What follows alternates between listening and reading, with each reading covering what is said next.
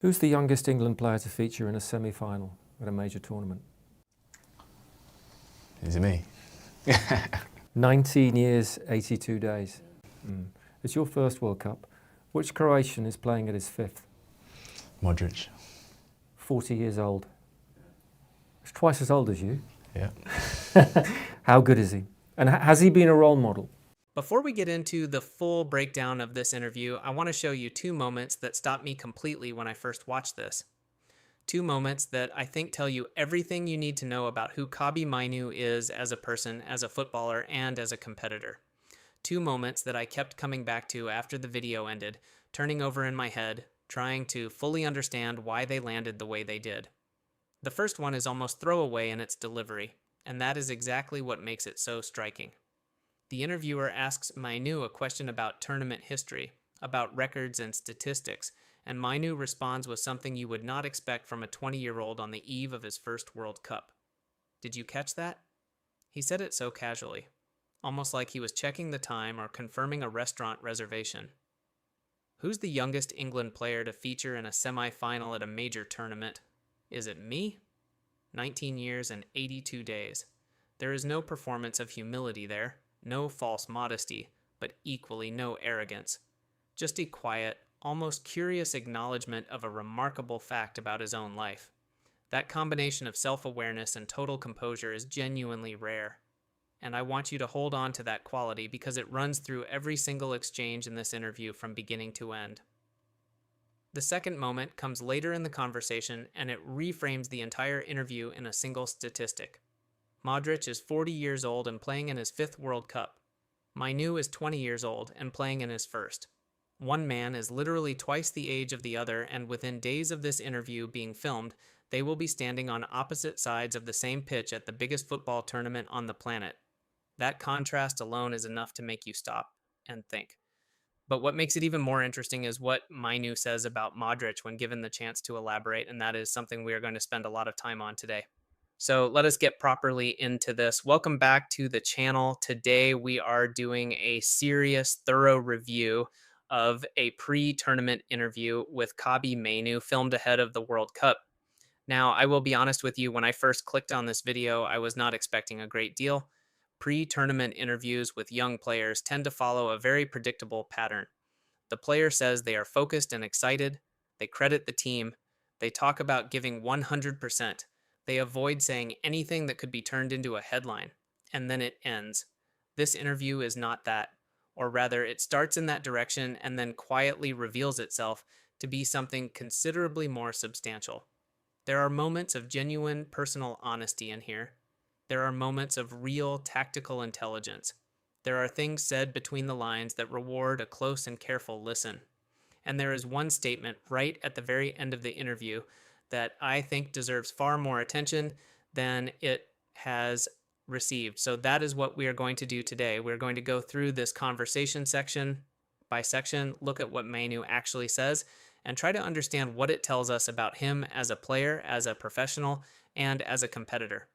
For those of you who are less familiar with Kobbie Mainoo's background, here is the short version.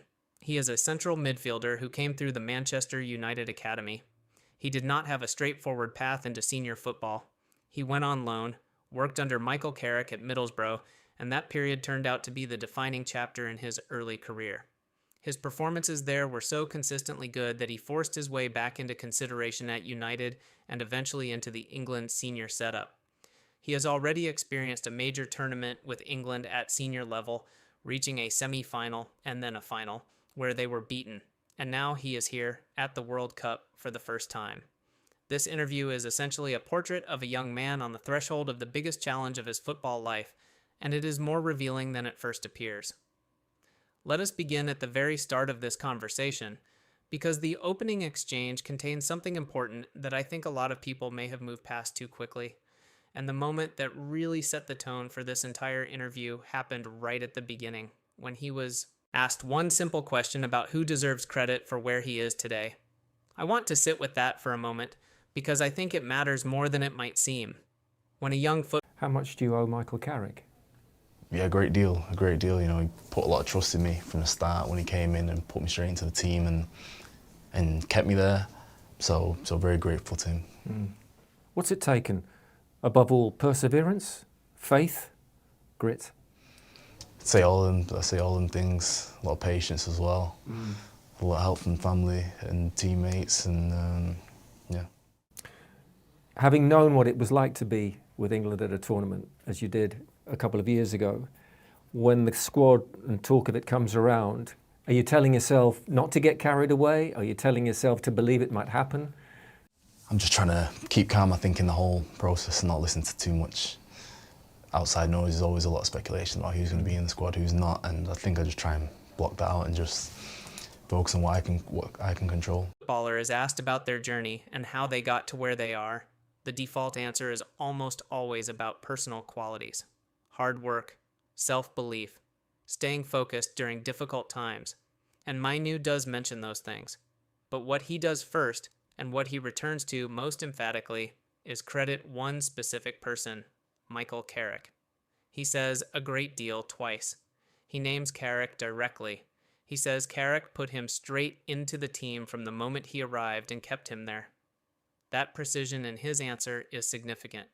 That is not a rehearsed, careful, diplomatic response designed to keep everyone happy. That is a young man being genuinely honest about the fact that without one particular person's belief in him, this moment might not have arrived when it did, or at all. And that matters for several reasons. The first is what it tells you about Mainoo's character. In professional sport, and particularly in professional football, there is a powerful cultural tendency for players to frame their own success as the product of their own effort and their own qualities. The coaches and mentors who gave them opportunities often get mentioned briefly, politely, and then moved on from. Mainoo does not do that here. He leads with Carrick. He is specific. He is generous. In a sport where genuine gratitude can be rare, that stands out clearly. The second thing it tells you is something about Michael Carrick himself, which I think is worth acknowledging. Carrick has quietly built a reputation as a manager who identifies young players with real quality and gives them a genuine platform rather than managing them carefully from the outside. He commits to them. He puts them in difficult situations early and backs them to respond. Mainoo is one of the clearest possible examples of that approach delivering at the highest level. The interviewer also presses Mainoo on what qualities it took to navigate his journey back into England contention, offering him a list of options: perseverance, faith, grit. And Mainoo's answer is interesting. He says all of them, which you might expect. But he also adds something that I think often gets underestimated when we talk about young footballers: patience. He says a lot of patience, and that word carries real weight in this context. Patience in professional football is not a passive quality. It is one of the most difficult things to maintain. Patience means watching other people get selected ahead of you and not allowing that to hollow out your confidence. Patience means trusting your own process during a period when the external evidence might suggest your time is passing. For a 20-year-old to identify patience as one of the defining qualities of his path to this point suggests a level of self-knowledge that is genuinely uncommon. There is also a brief but meaningful reference to Thomas Tuchel in this section of the interview. Mainoo mentions, almost in passing, that Tuchel was in contact with him outside of camp during the squad selection period. That one detail deserves more attention than it gets.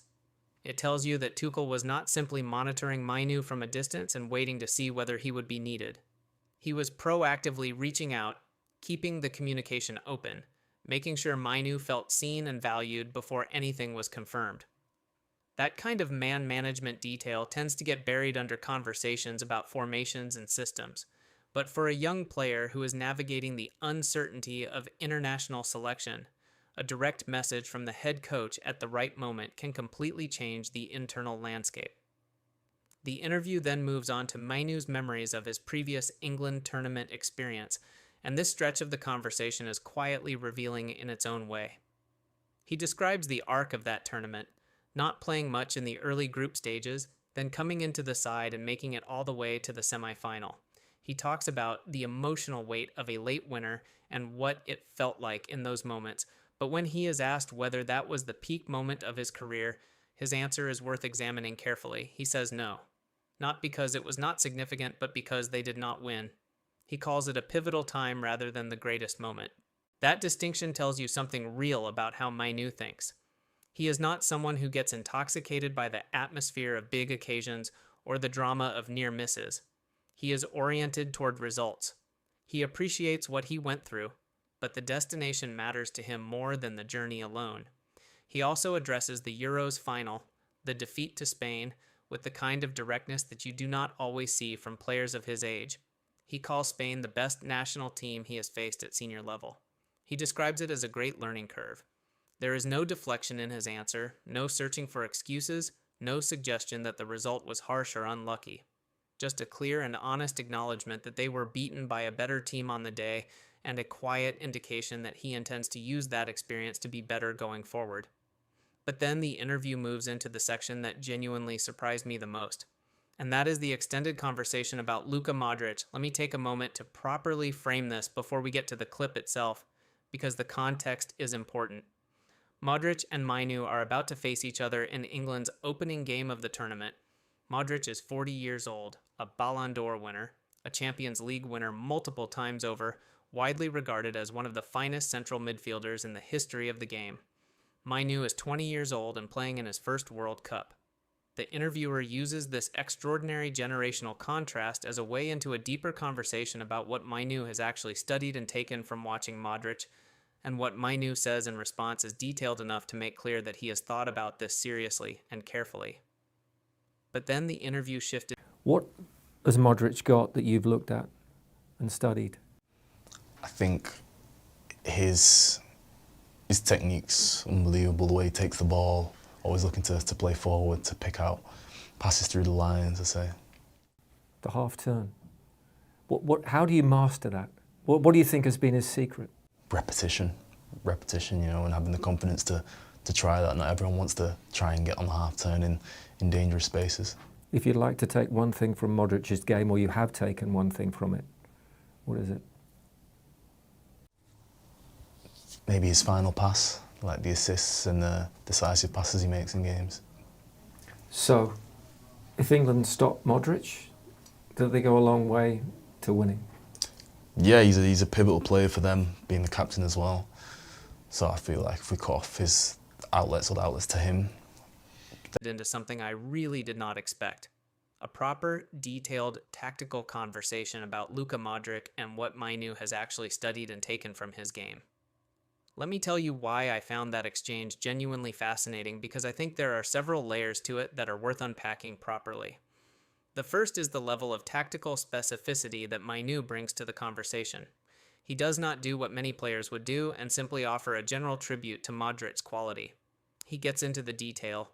He talks about Modric's technique, his instinct to always play forward, the quality and decisiveness of his final passes and assists. These are not vague observations. These are the kinds of things you notice when you have genuinely watched someone carefully and tried to understand what they do and why it works. And then the interviewer specifically raises the half turn, which is a precise technical concept. The act of receiving the ball with your body already rotated toward the direction of your next pass, so that when the ball arrives, you can play immediately without having to take an extra touch to adjust your angle.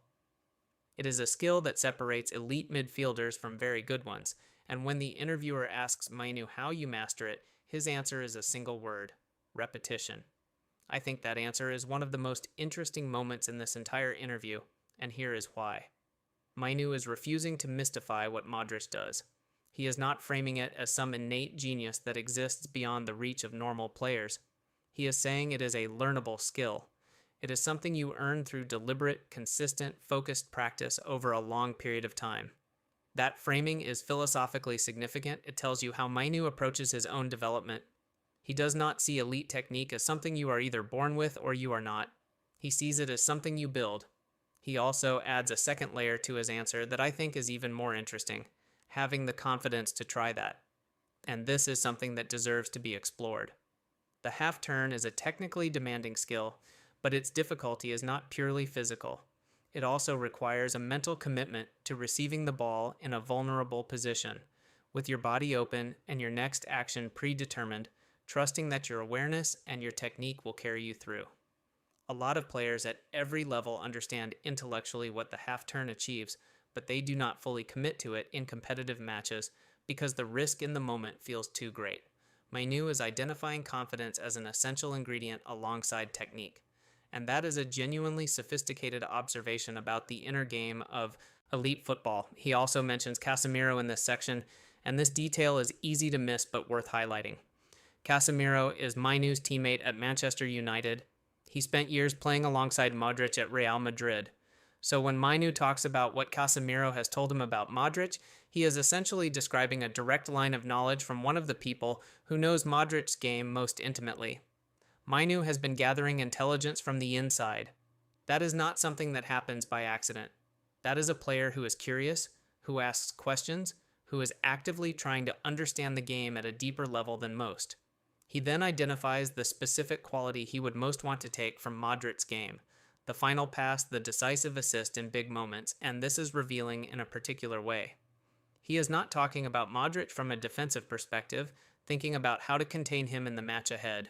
He is talking about Modric as a model, as someone whose best qualities he wants to incorporate into his own game over time.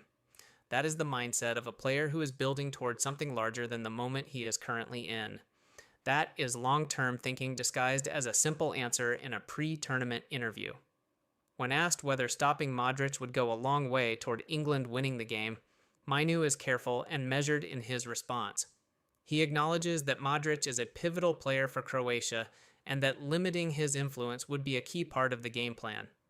But he is quick to add that Croatia have other threats and that you cannot reduce the challenge to one individual. He does not oversimplify. He does not take the easy answer that was sitting right in front of him. He gives a nuanced assessment, and at 20 years old, that kind of composure in front of a microphone is something you genuinely cannot manufacture. It is also worth spending a moment on what Mainoo says about Thomas Tuchel's approach to management and preparation, because those comments paint a specific and interesting picture. He describes Tuchel as very detailed, very intelligent, someone who leaves no stone unturned. He says Tuchel gives players all the information they need before a game so that they can go into it with complete mental clarity, without doubts or questions hanging over them. That is a very specific description of a coaching philosophy, and it aligns closely with what we know about how Tuchel operates. His preparation is thorough to the point of being exhaustive. His players go into games knowing exactly what to expect, exactly what is required of them, and exactly how the opposition is likely to behave.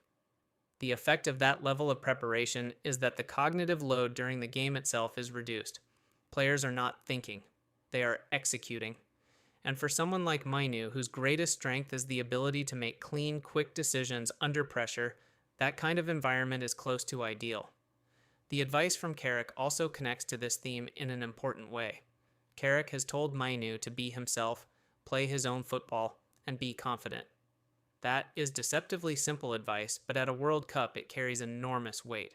The scale of the occasion has a way of making young players reach for something more than what they are, as if their natural game is not quite enough for the moment. The best thing you can do for a player in that situation is remind them that the natural game is exactly what got them here, and that trying to be something different is the surest way to underperform. Carrick knows this from personal experience, having been a player himself at the highest level, and the fact that he has passed this specific wisdom to Mainoo speaks to the depth of their relationship and the quality of his guidance. So now let us get to the final section of the interview, the closing statement, the moment I flagged right at the start of this video, because this is where Mainoo says something that I think a lot of people heard and moved past, but that I think is worth sitting with carefully. And then right at the very end of the interview, Mainoo said something that I think a lot... The mood, I'd say, it's excitement. We're all ready. You can feel it in training, how aggressive everyone is in the way where a lot of people glossed over, but that I think deserves to be examined very carefully. Let us be clear and precise about what was just said. I don't think many teams will be able to stop us. That is not a careful, hedged, diplomatically constructed sentence designed to generate positive headlines without saying anything of substance. That is a direct, unqualified expression of collective belief. And given everything we have seen from Mainoo in this interview, I do not think it should be dismissed as youthful overconfidence or tournament eve bravado. Here is the reason I take it seriously. For the entire duration of this interview, Mainoo has been precise and measured. He has not inflated his own importance. He has not made sweeping claims about himself or his team. He has credited other people genuinely. He has spoken about past defeats with honesty and without excuses. He has given detailed, thoughtful answers about football tactics and the qualities of opponents. He has been, in every measurable sense, a credible and grounded voice. So when that person at the very end of a long and careful interview looks the camera in the eye and says his team cannot be stopped if they perform at their level, you have to take that seriously. That is not a player performing confidence for the cameras. That is a player who has been inside the training sessions, who has seen the quality around him every single day, and who has arrived at a genuine assessment of what this squad is capable of. He also uses a very specific word when describing the mood in the camp: aggressive. He does not say the team is excited, although he uses that word too. He says you can feel in training how aggressive everyone is in the way they are approaching sessions. That word choice matters. Aggressive in this context means focused, purposeful, intense. It means a squad that understands what is at stake and is not allowing the weight of the occasion to make them passive or cautious. It means players pushing each other to the edge of what they can do in preparation, so that when the real thing arrives, the standard is already set high. The interviewer's point about England winning their opening game at each of the last 4 major tournaments adds an interesting layer of context here. That record brings both confidence and expectation. It means there is a proven template for how England approach tournament openers, but it also means that falling short of that standard would feel like a significant regression. Mainoo does not retreat from this framing. He leans into it. He acknowledges that the Croatia game, as first games go for a top seed, is about as difficult as the draw could have produced, and he says England are ready for it anyway. That combination of honesty about the difficulty and confidence about the readiness is, I think, exactly the tone you want from a player in his position. So let us bring all of this together now and try to draw some clear conclusions about what this interview tells us. The first and most important thing it tells us is that Kobbie Mainoo is operating with a level of emotional and professional maturity that is genuinely exceptional for someone his age. The way he speaks about his journey, giving specific credit to the people who helped him, identifying patience as a key quality, acknowledging past defeats without deflection, engaging with tactical complexity in a thoughtful way. All of it suggests a person who has a very clear internal sense of who they are and what they are trying to achieve. That kind of self-knowledge is not something football produces automatically. It is something you develop through difficult experiences and through paying close attention to those experiences rather than just moving through them. The second thing this interview tells us is that Mainoo's understanding of the game is considerably deeper than casual observers might expect from someone his age. The Modric conversation is the most obvious evidence of this. The level of detail he goes into, the way he breaks down a technical skill into its component parts, the way he draws on secondhand knowledge from Casemiro, the way he identifies the specific quality he most wants to add to his own game. All of it is the behavior of someone who takes football seriously as a craft rather than just as a career. The third thing is about collective belief. The closing statement Mainoo makes about this England squad is important precisely because of who is making it and how restrained and careful he has been throughout the rest of the conversation. When a measured, credible, grounded voice says something bold and direct, you pay attention. He has earned the right to be believed by the quality of everything he said before it. What this interview paints, taken as a whole, is a portrait of a young man who has been through a great deal in a short period of time, who has emerged from those experiences sharper and more certain of himself, and who now stands on the threshold of the biggest challenge of his football life with a composure and a clarity that you would associate with a player 10 years his senior. Whether England go on to win this tournament remains entirely open. Football is not decided by belief or character alone. But if you are looking for evidence that a squad has the right mentality, the right preparation, and the right individuals carrying the weight of expectation with intelligence and steadiness, this interview from Kobbie Mainoo is one of the most encouraging things I have seen from the England camp in a very long time. I will be watching very closely when he steps out onto that pitch, and after watching this interview in full, I think you should be too. If you found this breakdown valuable, please leave a comment below with your own thoughts on Mainoo's performance in the tournament or on anything from the interview that caught your attention.